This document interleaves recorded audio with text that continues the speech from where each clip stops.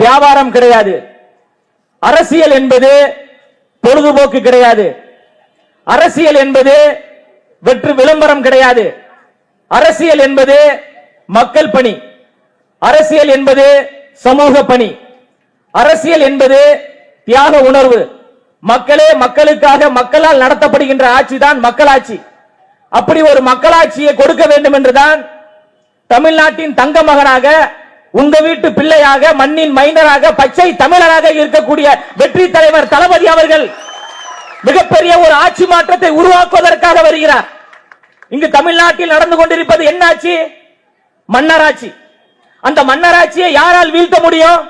மக்களுடைய இதயத்தில் இருக்கின்ற மக்கள் தலைவரால் தான் வீழ்த்த முடியும்.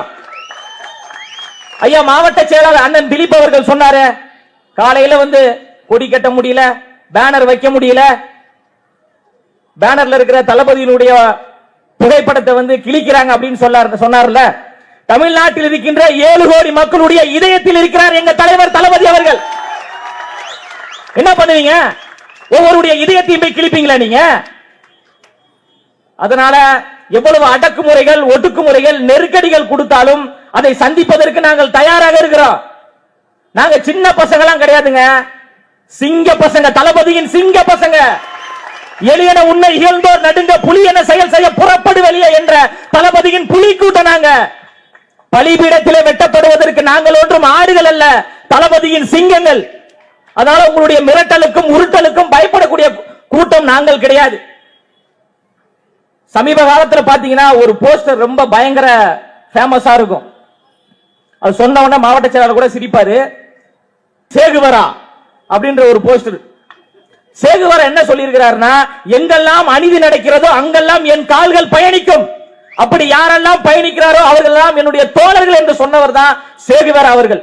சேப்பாக்கத்தின் சேகுவரா அவர்களே, உங்களுடைய கால்கள் ஏன் பரந்தூர் மக்களை பார்ப்பதற்கு பயணிக்கவில்லை?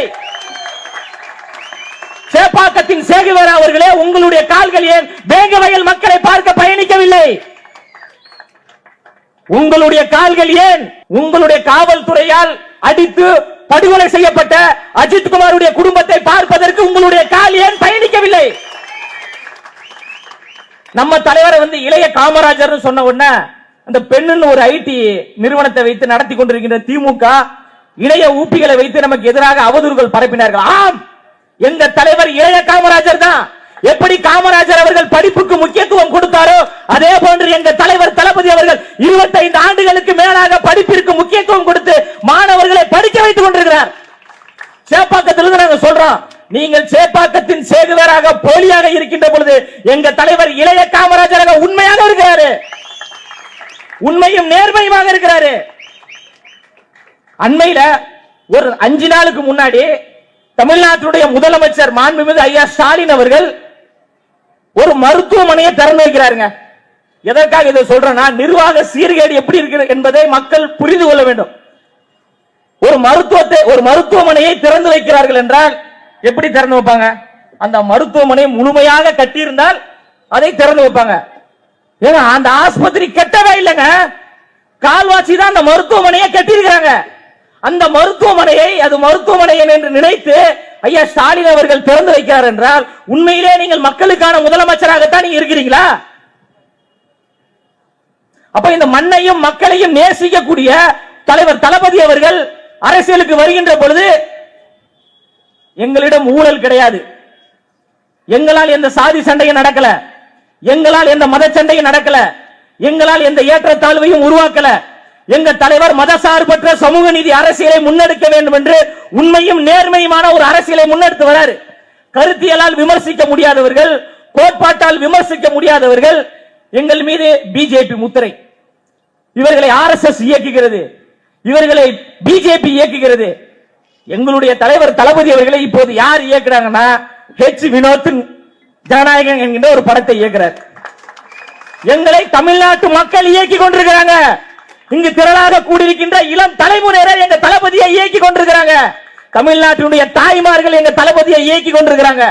மக்களின் துணையோடு, இளைஞர்களின் படையோடு 2026 சென்ட் ஜார்ஜ் கோட்டையில் ஜோசப் விஜய் என்னும் நான் என்று கையெழுத்து போடுவது எந்த கொம்பாதி கொம்பனாலும் தடுக்க முடியாது.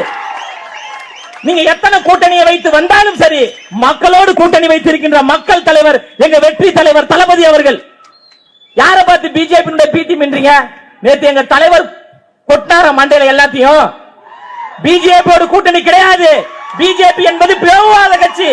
பிஜேபி என்பது மதத்தை வைத்து சாதியை வைத்து மக்களை பிளவுபடுத்தக்கூடிய ஒரு கட்சி. பொதுச் செயலாளர் அவர்கள் கோபித்துக் கொள்ளாமல் இருந்தால் ஒரு வசனத்தை நான் சொல்றேன். சொட்ட மண்டையில் கூட முடி மலருமே தவிர தமிழ்நாட்டில் தாமரை மலரே மலராது. அதை நாங்கள் ஒருபோதும் அனுமதிக்க மாட்டோம். பிஜேபியோடு கள்ளத்தனமாக கூட்டணியில் இருப்பவர்கள் யாரு? திமுக. 1999 வெக்கமே இல்லாமல் திமுக பிஜேபியோடு கூட்டணி வைத்ததா இல்லையா? கலைஞர் அவர்களின் ஆசி பெற்ற சின்னம் தாமரை.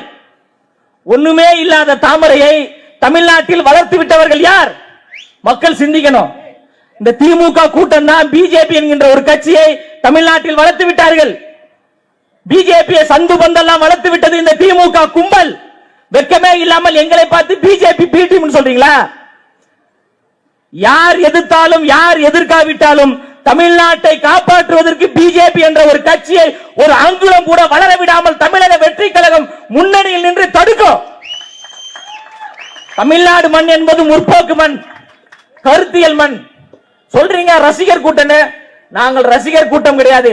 தந்தை பெரியாரின் கூட்டம், அண்ணல் அம்பேத்கரின் கூட்டம், ஐயா அண்ணாவின் கூட்டம், முற்போக்கு கூட்டம், சாதி ஒழிப்பு முதன்மைப்படுத்தக்கூடிய ஒரு கூட்டம், சமத்துவத்தை உருவாக்க வேண்டும் என்று நினைக்கக்கூடிய ஒரு கூட்டம். சொல்றாரு ஒரு அமைச்சர் பச்சா அப்படின்னு.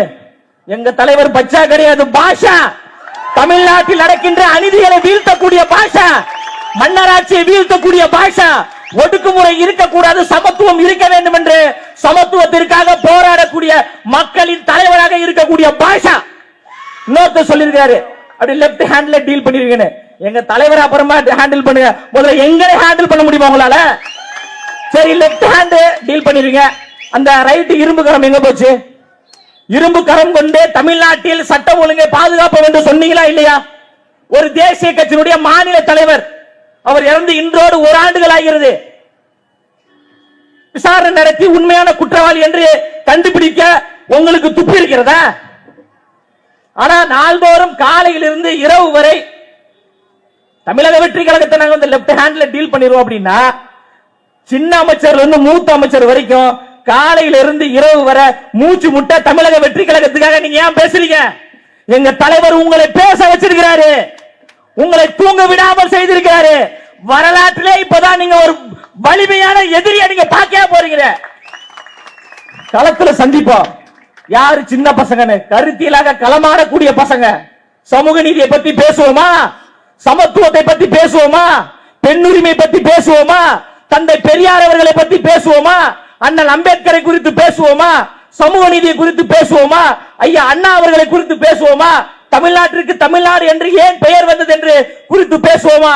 எல்லாவற்றையும் எதிர்கொள்வதற்கு தளபதியினுடைய இந்த சின்ன பசங்க நாங்கள் தயாராக இருக்கிறோம். நீங்க தயாரா? இந்த சின்ன பசங்க தான் திமுகவை 2026 ஓட ஓட மக்களின் துணையோடு வாக்குச்சீட்டுல வரட்ட போறோம். நீங்க எத்தனை படையோடு வேணா வாங்க. 2011 இப்படிதான் பெரும் படையோடு வந்தீங்க. என்னாச்சு? மக்கள் என்ன தீர்ப்பு கொடுத்தாங்க? தமிழ்நாட்டு மக்கள் முடிவு செய்வாங்க. ஐயா எடப்பாடி அவர்கள் முதலமைச்சராக வேண்டுமா, ஐயா ஸ்டாலின் அவர்கள் முதலமைச்சராக வேண்டுமா, இல்ல வெற்றி தலைவர் தளபதி அவர்கள் முதலமைச்சராக வேண்டுமா என்று மக்கள் முடிவு பண்ணுவாங்க. தமிழ்நாட்டு மக்கள் முடிவை இப்பொழுதே எழுதிவிட்டார்கள். 2026 என்பது தலைவர் தளபதிக்கான காலம், அவருக்கான களம். அதனால இங்கு கூடியிருக்கின்ற தாய்மார்களே, வரலாற்றில் எப்போதுதான் மக்களுடைய ஒரு தலைவர் உருவாகுவாரு. ஐயா எம்ஜிஆர் அவர்களுக்கு பிறகு மக்கள் தலைவராக தலைவர் தளபதி அவர்கள் உருவாகி இருக்கிறாங்க. எப்படி தமிழ்நாட்டு அரசியலில் 3 எழுத்து மந்திரம் மிகப்பெரிய புரட்சியை ஏற்படுத்தியதோ, எப்படி அண்ணா அவர்கள் மாற்றத்தை ஏற்படுத்தினாரோ, ஐயா எம்ஜிஆர் அவர்கள் மாற்றத்தை ஏற்படுத்தினாரோ, 3 எழுத்து மந்திரம் விஜய் என்கின்ற 3 எழுத்து தமிழ்நாட்டில் மிகப்பெரிய புரட்சியை ஏற்படுத்தும். டிஎம்கே என்கின்ற 3 எழுத்தை டிவிகே என்கின்ற 3 எழுத்து வீழ்த்தும். அதை எதிர்கொள்வதற்கு நாங்கள் தயாராக இருக்கிறோம். களத்தில் சந்திப்போம். நன்றி, வணக்கம்.